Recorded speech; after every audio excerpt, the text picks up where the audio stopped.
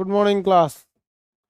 देखिए, इससे पहले क्लास में आपको जीएसटी के बारे में समझाए थे, गुड्स एंड सर्विस टैक्स। इसके बारे में बहुत हद तक आपको बता दिए थे। ये एक ही जैसे चीज़ों पे एक जैसा टैक्स लगाता है, GST, goods and service tax. इसके बारे में टोटल चीज़ों को अब जो बचा हुआ है उसको आगे समझा देते हैं। जीएसटी कितने कैटेगरी का होता है? देखिए, जीएसटी में दो चीज़ें होती है, एक कैटेगरी होता है, एक जीएसटी का स्लैब होता है। तो देखिए, जीएसटी का स्लैब तो बड़ा सिंपल सा चीज़ है। एक स्लैब है आपका 0% का, खाने पीने वाले चीज़ पर 5% का, ऐसे मतलब मोबाइल वगैरह या गैर जरूरी चीज़ है तो उसमें मतलब 12%।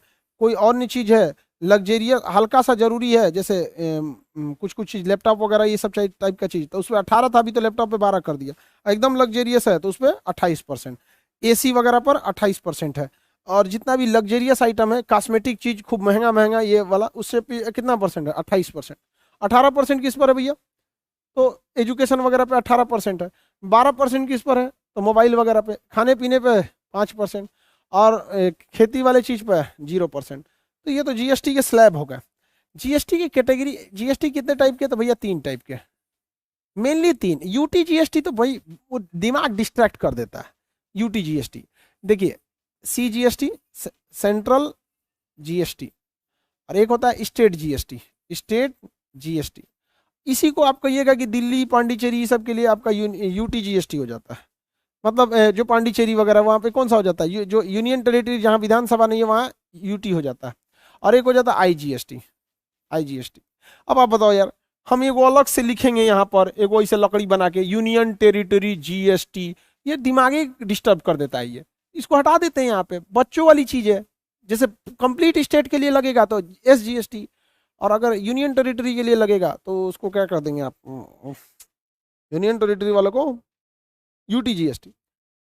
देखिए, बात समझिए, अगर किसी स्टेट का सामान बनाकर उसी स्टेट में बेच देते हैं तो उस पर लगता है सीजीएसटी, अब प्लस क्या लगता है? एसजीएसटी। जैसे गुजरात में मोबाइल बना, मोबाइल कहाँ बना? गुजरात में। तो मोबाइल पर कितना परसेंट जीएसटी है? मोबाइल पर 12% है। कितना है? 12%। अगर गुजरात में मोबाइल बना तो सेंट्रल गवर्नमेंट लेगी 6%, क्योंकि टोटल मोबाइल पर कितना परसेंट है? 12%। और गुजरात की स्टेट गवर्नमेंट लेगी 6%। कितना परसेंट हो गया? 12% हो गया। लेकिन अगर यही मोबाइल गुजरात में बनाकर अगर राजस्थान में बेच दिया जाएगा तो इस पर ना ही आपका सेंट्रल जीएसटी लगेगा, ना ही आप पर इस पर स्टेट जीएसटी लगेगा। ये 12% का 12% खड़े जाकर क्या लग जाता है? आईजीएसटी लग जाता है। खड़ा क्या लग जाता है? आईजीएसटी। और आईजीएसटी में से स्टेट गवर्नमेंट को सेंट्रल गवर्नमेंट लौटाती है। कितना परसेंट लौटाती है? 42% लौटाती है, 42%। और अगर वही सी और एस रहता तो 50% लौटा देती। देखिए, 50 नहीं हो गया, 12% का 50% कितना होता है? 6%। तो अगर उसी स्टेट का सामान उसी स्टेट में बेचिएगा तो आधा तो सेंट्रल गवर्नमेंट ले गई, यानी 50% कौन ले गई? Central government. और 50% कौन ले गया? State government. लेकिन अगर दूसरे स्टेट में बेच दीजिएगा तो ये तब आप पे 6% नहीं लगेगा, ना ये 6% लगेगा, ये 12% एक बार में कहाँ लग जाएगा? आईजीएसटी में लग जाएगा। और इसमें से क्या लगता है कि 42% किसको मिलता है? स्टेट को मिलता है। और 58% किसको मिल जाता है? सेंट्रल गवर्नमेंट को मिल जाता है। तो थोड़ा सा का अंतर आता है। तो आप बताइए, आईजीएसटी कब लगता है? अंतरराज्यीय व्यापार में, अंतरराज्यीय व्यापार में क्या लग जाता है आपका? आईजीएसटी लग जाता है। एक स्टेट से दूसरे स्टेट में व्यापार करेंगे तो आईजीएसटी, या ऑनलाइन कोई भी सामान खरीदेंगे तो आईजीएसटी लग जाता है। तो इंटर स्टेट व्यापार में और ऑनलाइन सामान में क्या लग जाता है? आईजीएसटी लग जाता है। आईजीएसटी में स्टेट को कोई घाटा नहीं होता है, बाहर सा सामान बेचारा उसी के पास आ जाता है। तो आईजीएसटी में कोई घाटा नहीं होता है। चलिए सवाल बताइए आप, सवाल बताइएगा। रामू कोई कंपनी चला रहा है, इसमें 100 ठो टीवी का 100 एसी का निर्माण किया है। कितना एसी किया है? 100 एसी। इस 100 एसी में से उसने ये 100 एसी बनाया है। कहाँ पर बनाया है? तो ये बनाया है आपका पंजाब में बनाया है। रामू नाम का लड़का पंजाब में इसकी एसी का कारखाना है, 100 एसी बनाया है। इसमें से उसने 10 एसी पंजाब में बेचा है। 10 एसी कहाँ बेचा है? पंजाब में बेचा है। और इसमें से उसने 40 एसी को गुजरात में बेचा है। और बाकी बचा 50 को ऑनलाइन बेच दिया है। अब आप बता सकते हैं किस पर कितना कितना जीएसटी लगेगा। तो सबसे पहले तो आपको ये पता करना पड़ेगा कि एसी पर जीएसटी है कितना परसेंट। सबसे पहले तो परसेंटेज फाइनल करिए ना कि जीएसटी है ही कितना परसेंट एसी पर। जब ये फाइनल होगा तब ना बताइएगा किस पर कितना परसेंट लगेगा।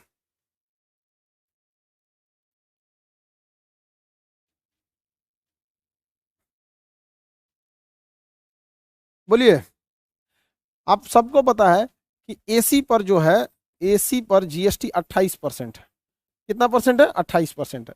यानी जहां सी और एस का बात आएगा 14-14 बटेगा। इसका होम टाउन, होम स्टेट कौन सा है? पंजाब। तो देखिए, जो एसी से पंजाब में बेचेगा उस पर लगेगा सेंट्रल जीएसटी, उस पर क्या लगेगा? C GST. और उसी स्टेट में बेचा है यानी एस जीएसटी।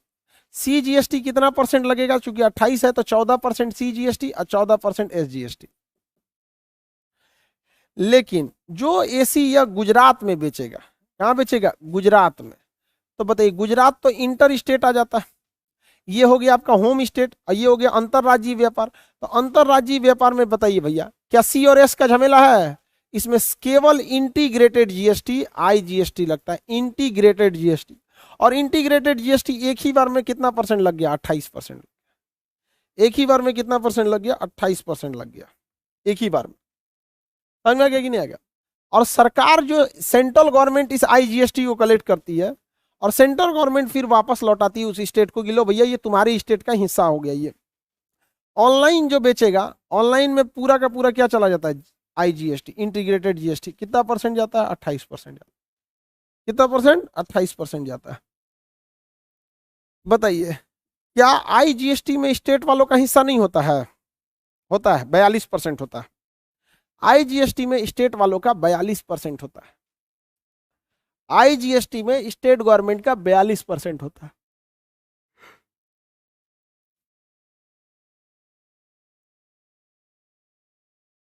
ठीक है। और एस और सी में कितना होता है? 50-50% होता है। सी जीएसटी और एस जीएसटी का जब बात आता है तो उसमें 50-50% है, इसमें 42%। बहुत का तो दिक्कत नहीं है। सोचिए ना, ऑनलाइन में हम ही लोग के यहाँ लड़के पढ़ते हैं, अंडमान निकोबार से पढ़ने लगते हैं, अंडमान निकोबार से। समझ में आएगी नहीं आ गया? आगे बढ़े।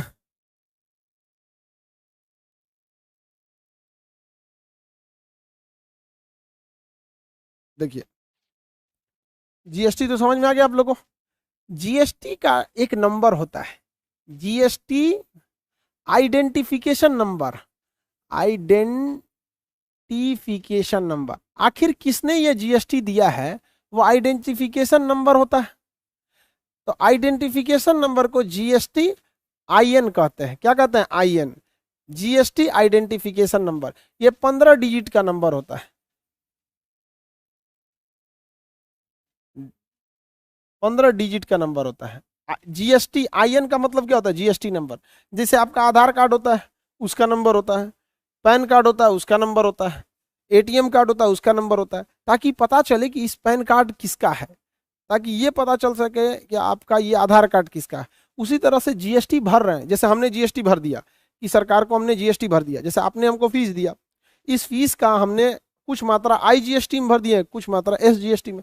आपको भी पता है कि टोटल 98% लड़के किस में है? ऑनलाइन है, क्योंकि ऑनलाइन का लिमिट तो है नहीं यहाँ पर। और एक आध परसेंट होंगे आपका, 99% लड़के ऑनलाइन, 1% लड़के ऑफलाइन, ऑफलाइन है। ज्यादातर लड़के किस में? ऑनलाइन है। तो बताइए, हम जो जीएसटी देते हैं उसका ज्यादातर हिस्सा कौन सा जीएसटी जाता होगा? ऑनलाइन है, इसलिए ये जाता होगा सीधा का सीधा आईजीएसटी में। और ऑफलाइन वाला दो भाग में बंटता होगा, एक जाएगा सीजीएसटी और एक जाएगा एसजीएसटी। सीजीएसटी और एसजीएसटी, सीजीएसटी और एसजीएसटी। तो सबका अपना अपना कोई ना कोई तो पता होगा ना कि भैया ये टैक्सवा भरा कौन है। जैसे आपका अकाउंट नंबर होता है, उसी तरह जीएसटी ये नंबर होता है, आइडेंटिफिकेशन नंबर। 15 डिजिट का होता है। शुरुआत के दो अक्षर होते हैं, जैसे कोई भी होता है, जैसे 10 हो गया, शुरुआत में दो अक्षर होते हैं।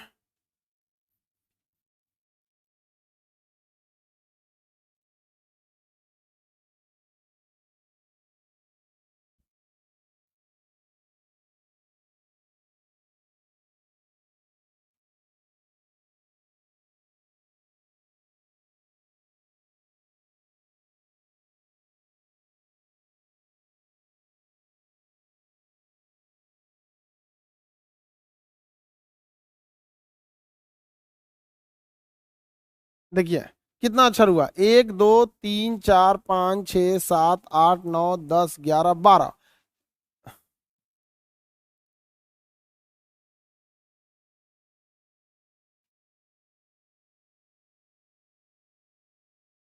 ये होते हैं आपके जीएसटी आइडेंटिफिकेशन नंबर, 15 डिजिट का होता है। अब हम अपने मन से कुछ भी लिख दिए, हम अपने मन से लिखे, ज्यादा दिमाग मत लगाइए। टोटल कितने डिजिट का होता है? 15 डिजिट का होता है। जीएसटी नंबर कितने नंबर का होता है? 15 डिजिट का। ये शुरुआत का 2 अक्षर बताता है कि जो भी इंसान जो जीएसटी भर रहा है वो किस स्टेट का है, क्योंकि जब वो आईजीएसटी भरेगा तो उस स्टेट को तो लौटाना है ना। तो शुरुआत का जो 2 डिजिट होता है किसको बताता है? स्टेट को बताता है। और ये 10 अक्षर जो होता है ये पैन कार्ड होता है। क्या होता है? पैन नंबर होता है उस व्यक्ति का जिसने जीएसटी, मतलब जो कंपनी जो है उस कंपनी का क्या होता है? पैन होता है। और ये होता है कि बिजनेस कौन सा कर रहा है, किस टाइप का बिजनेस है। तो बिजनेस लास्ट के 3 डिजिट बिजनेस को, बीच का 10 डिजिट आपका पैन पैन को, पैन नंबर को किसे बताता है? Pan number. और शुरुआत का जो है, शुरुआत का ये क्या बताता है? स्टेट कोड को बताता है। किसे बताता है? State code. State code. तो बताइए टोटल जीएसटी आईएन जो होता है, जीएसटी नंबर, जीएसटी आइडेंटिफिकेशन कितने नंबर का होता है? 15 डिजिट का होता है। ये क्वेश्चन पूछा हुआ है, जीएसटी आइडेंटिफिकेशन कितने डिजिट का? 15 डिजिट का होता है। एक राज्य से दूसरे राज्य में व्यापार करेंगे तो सी और एस जीएसटी लगेगा कि आईजीएसटी लगेगा? इंटीग्रेटेड जीएसटी आईजीएसटी लगेगा। ऑनलाइन जितनी चीजें होती हैं आईजीएसटी लगती हैं, ऑनलाइन चीजें आईजीएसटी लगती हैं। ऑनलाइन में कुछ भी जाएंगे बबुआ आईजीएसटी लग जाएगा। हाँ,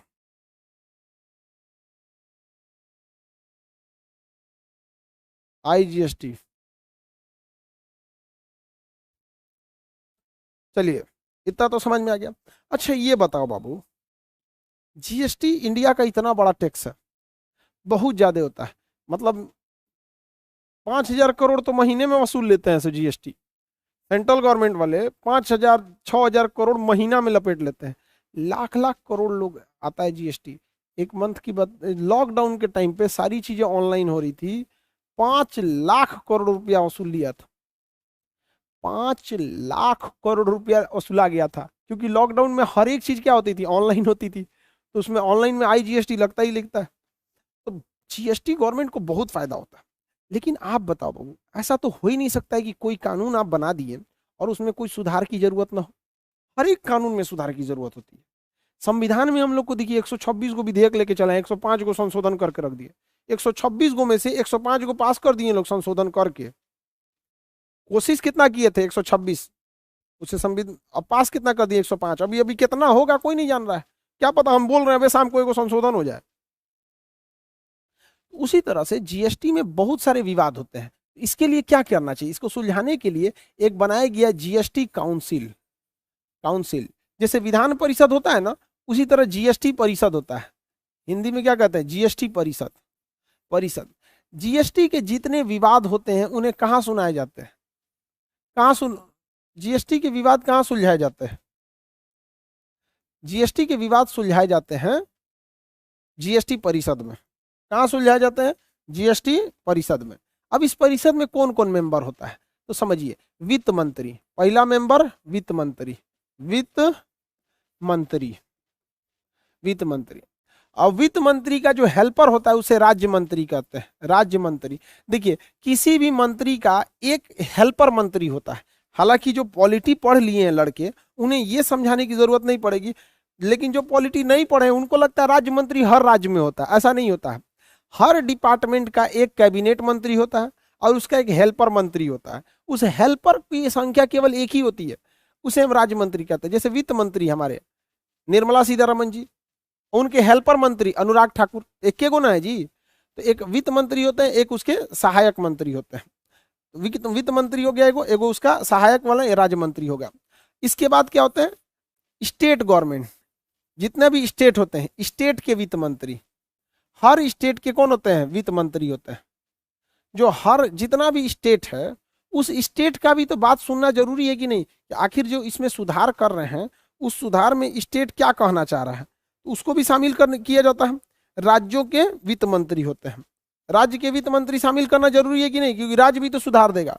चौथा जो होता है यूनियन टेरिटरी के वित्त मंत्री। यूनियन टेरिटरी के वित्त मंत्री, यूनियन टेरिटरी के वित्त मंत्री संख्या गिनिए। देश एक, तो एक देश का एगो वित्त मंत्री, उस एगो वित्त मंत्री का एगो सहायक मंत्री। वर्तमान समय में निर्मला सीतारमन जी हैं वित्त मंत्री, अनुराग ठाकुर जी हैं राज्य मंत्री। स्टेट के वित्त मंत्री टोटल हमारे समय में अभी 28 राज्य हैं। हर 28 राज्य के अपने अपने एक ठो क्या है, हर 28 राज्य के अपने अपने एक वित्त मंत्री हैं। यूनियन टेरिटरी, देखिए यूनियन टेरिटरी में वित्त मंत्री नहीं होते हैं, लेकिन दिल्ली है वहां विधानसभा है, वहां यूनियन टेरिटरी में एक वित्त मंत्री हो जाएगा। पांडिचेरी में भी विधानसभा है, वहां पे भी एक वित्त मंत्री हो जाएगा। जम्मू कश्मीर में भी है तो वहां पे भी हो जाएगा। तो किस में होगा, एक दिल्ली में होगा, एक पांडिचेरी में होगा, एक जम्मू एंड कश्मीर में हो जाएगा। टोटल कितने हो गए, 3। तो यहाँ की संख्या कितनी लिख देते हैं, 3। देखिए 28 एक 29 एक 30, 30 और 3 33। जीएसटी परिषद में कितने लोग, 33। जीएसटी परिषद में कितने लोग, 33।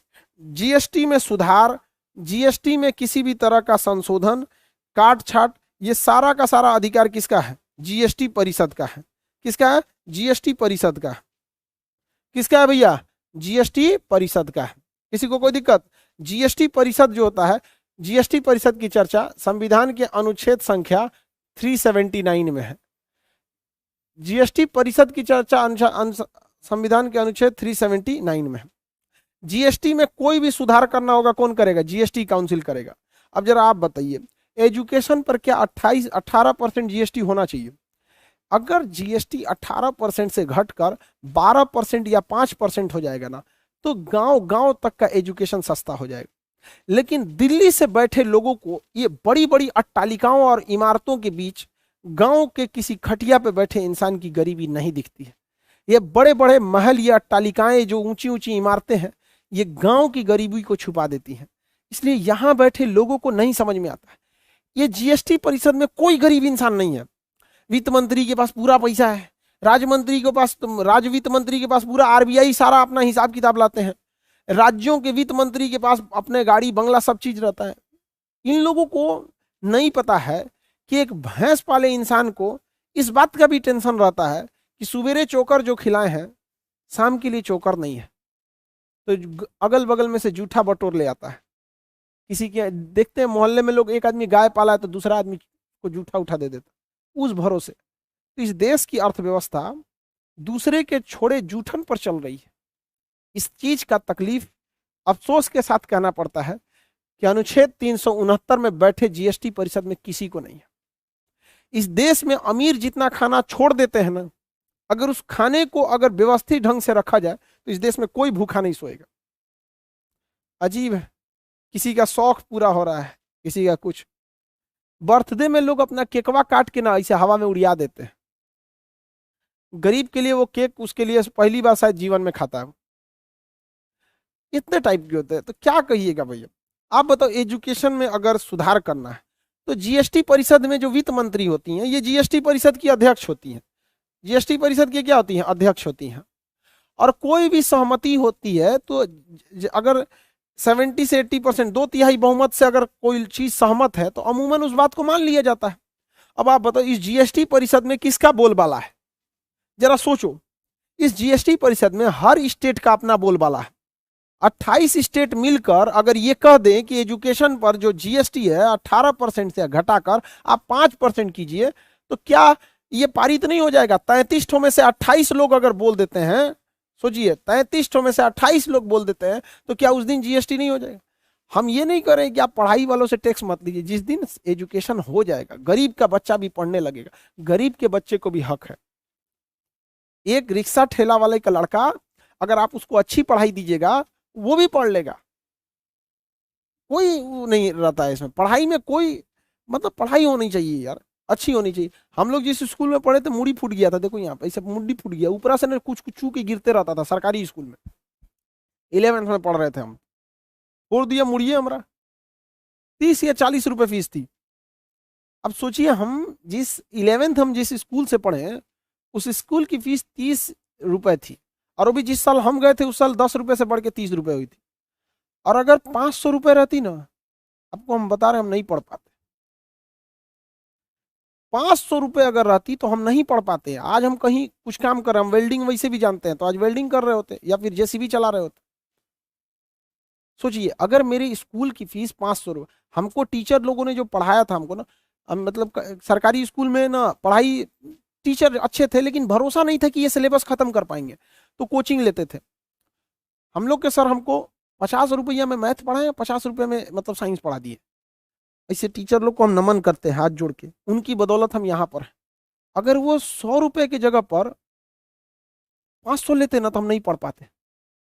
इसीलिए हम बैकअप में जेसीबी सीखे थे और एगो वेल्डिंग सीखे थे, क्योंकि बाढ़ ओढ़ के समय जेसीबी का काम बंद हो जाता है, तो सोचे थे बाढ़ ओढ़ के समय वेल्डिंग मार देंगे और बाकी समय में जेसीबी चला देगा आदमी। एजुकेशन में क्या बताएं लोग, इन लोगों को कितनी भयानक महंगाई हो, ये होना चाहिए यहाँ पर। तो आप बताइए अगर हर राज्य का मुख्यमंत्री वित्त मंत्री जो है लिखित प्रस्ताव दे दे कि 18% की जगह पे 5% जीएसटी कीजिए, हर गरीब का बच्चा पढ़ेगा।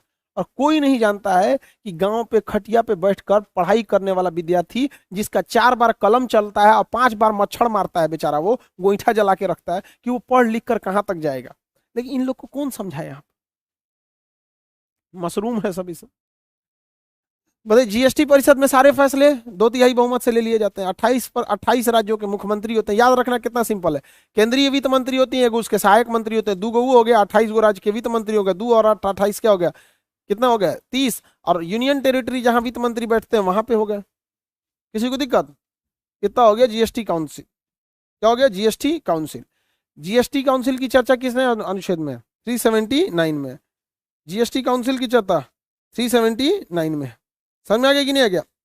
और आईजीएसटी की चर्चा, एक चीज और याद रखिएगा, 369 में आईजीएसटी है, 369 में आईजीएसटी है, आईजीएसटी आईजीएसटी। यही 2 गो क्वेश्चन पूछेगा। जीएसटी की चर्चा कहेगा तो 369 में, 369 में, और 369 में बेसिकली आईजीएसटी की चर्चा है, क्योंकि आईजीएसटी से ही विवाद चल रहा था, वैट तो पहले भी था। और 379 में क्या है, जीएसटी परिषद। जीएसटी परिषद के अध्यक्ष कौन होते हैं? वित्त मंत्री होते हैं।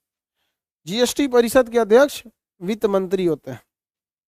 जीएसटी परिषद के अध्यक्ष वित्त मंत्री होते हैं, याद रहेगा।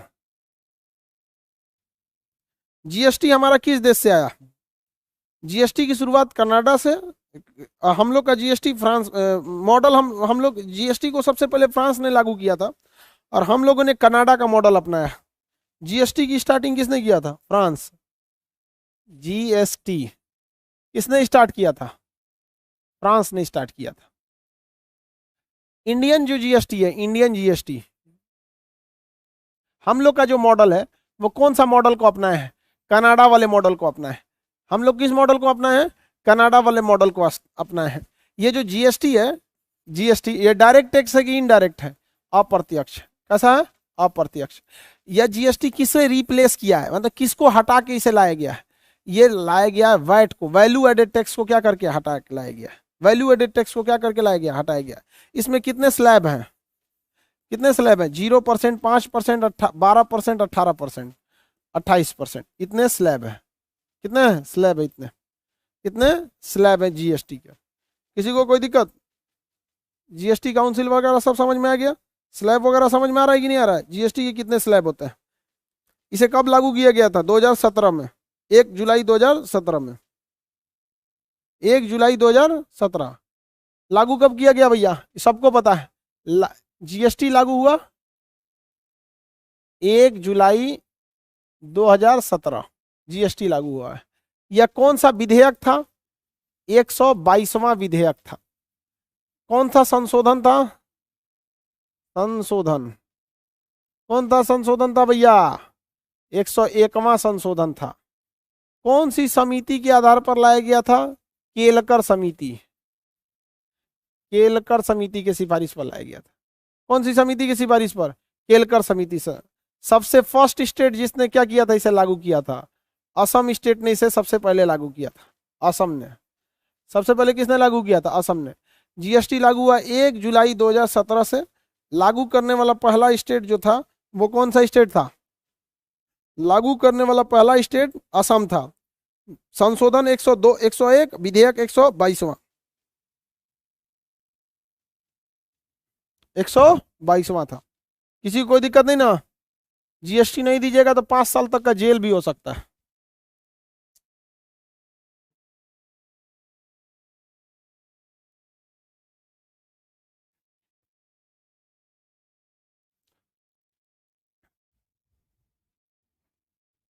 और मैं आ गया कि नहीं आ गया?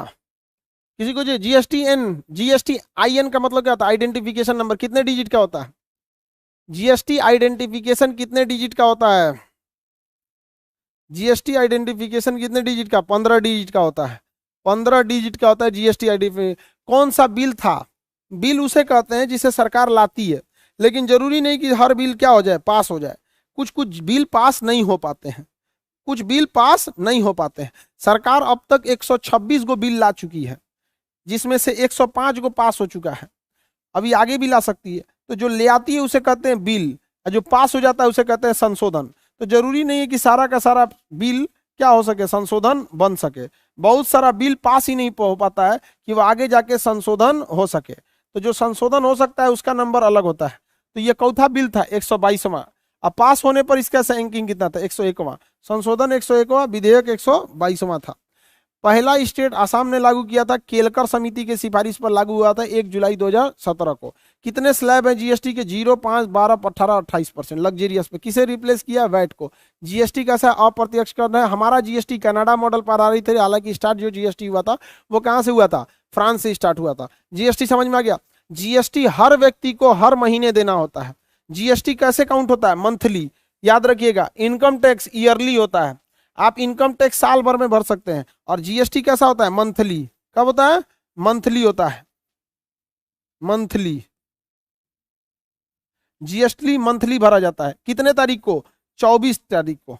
24 तारीख को। मंथ की कितने तारीख तक भर देना है आपको? 24 तारीख तक भर देना है।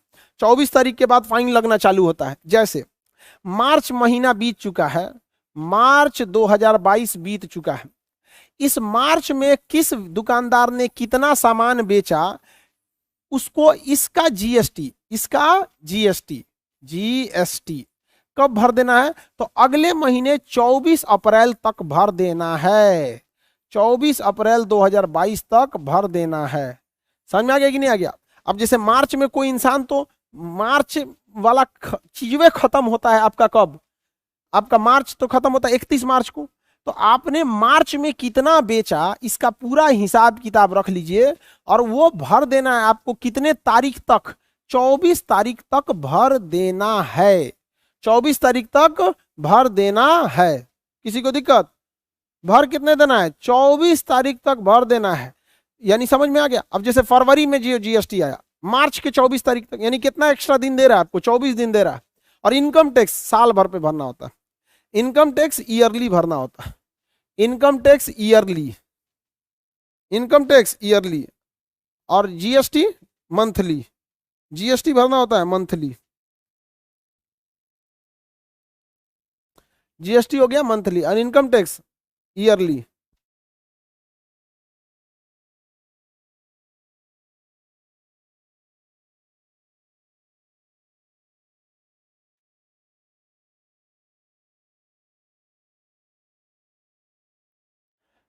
ये हो गया जीएसटी। आगे बढ़ जाए। अब जैसे कोई बताइए, जुलाई में कितना जैसे हमारे पास मार्च में कितना एडमिशन हुआ, मार्च में कितना एडमिशन हुआ, इसका हमको कितना परसेंट जीएसटी लगता है? बताइए। एजुकेशन पे कितना परसेंट है? 18%। ये पैसा हमको कब तक भर देना है? 24 अप्रैल 2022 तक भर देना है। आज बताइए, आज कितना अप्रैल है? आज है 18 अप्रैल। कितना अप्रैल है? 18 अप्रैल है। हमारे पास 6 दिन है टाइम। 6 दिन। 6 दिन के अंदर नहीं भर देंगे तो 25 तारीख से फाइन जोड़ना चालू हो जाएगा। चलिए, फाइन जोड़ देगा, ज्यादा इधर उधर करेंगे उठा ले जाएगा। चलिए लेके चलते हैं आपको, ताला मार देगा। लेकिन एजुकेशन में जानते हो फायदा क्या है? आपको ना, हम लोग का फैक्ट्री तो है नहीं कि ताला मार देगा तो दिक्कत होगा। अब हम लोग जहां है वहीं पे समझिए क्लास हो जाएगा। ताला मारेगा अगर कोचिंग में, कहीं पे भी आदमी खड़ा होकर पढ़ा सकता है। तो हालांकि हर इंसान 18 अपना जीएसटी भर देता है, ऐसे छापा मारने नहीं आते हैं सब। जब कभी आप बहुत डिले करते हैं, बहुत गड़बड़ी करते हैं, तभी ऐसा होता है। आगे बढ़ जाए। तो ये हो गया आपका जीएसटी। जीएसटी काउंसिल में कितने मेंबर होते हैं? 33%। लाइव वाले लोग, आप लोग बोल बोल के नहीं पढ़ते हैं, यही खराबी होता है। जो पढ़ाएं उसको बोला कीजिए प्रॉपर, नहीं बोलेंगे दिक्कत होने लगता है।